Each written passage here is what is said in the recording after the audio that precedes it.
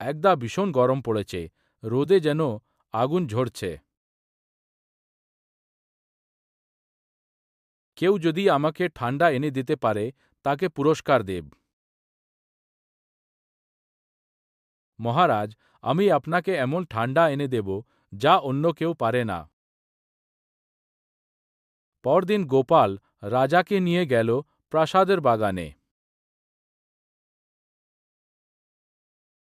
এই গাছের ছায়া আর প্রকৃতির বাতাস, এটাই সবচেয়ে বড় ঠান্ডা।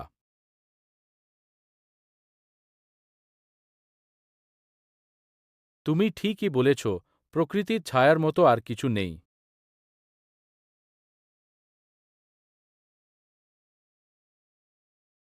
প্রকৃতির সহজ জিনিসগুলোই আমাদের সবচেয়ে বেশি আরাম দেয়।